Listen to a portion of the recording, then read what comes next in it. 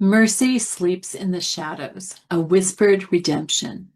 A Heal Our World book by SufferingWell. Chapter 7, What Mercy Sees.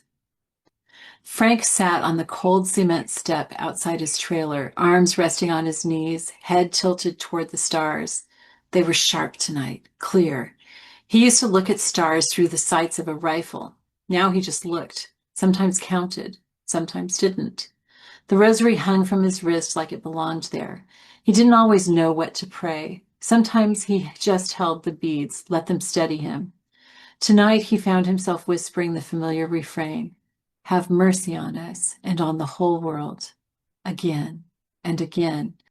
The words weren't polished. They weren't performance. They were ache. They were his story.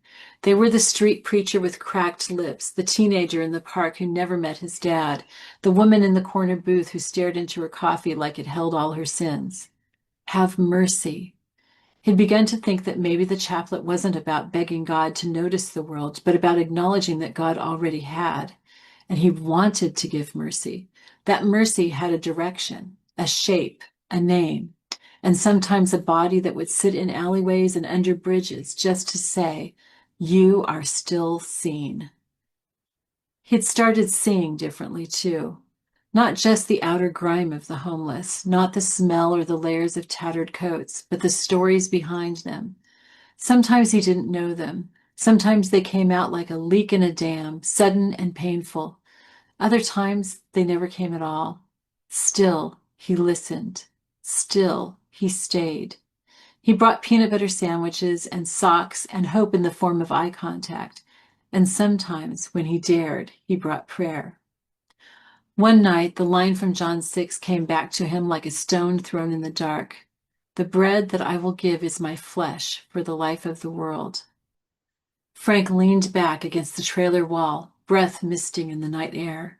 For the life of the world. He remembered Father Caritas' voice, calm and steady. The Eucharist wasn't a symbol. It was a presence, a gift, a wound that fed.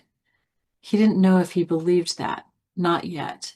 He thought about it every time he handed someone a sandwich and watched them eat it like it was the first real meal they'd had in a week. He thought about it when he shared scripture and saw someone cry without shame. He thought about it when someone let him pray for them, even though they didn't believe in God, and afterwards said, "I feel lighter." He thought about how many people were starving, and not just for food.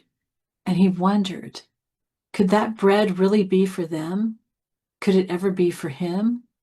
He wasn't sure, but the question didn't frighten him anymore. It drew him, not like a summons, but like a scent on the wind. He was still hungry, and now he knew where the table was, even if he wasn't ready to sit down.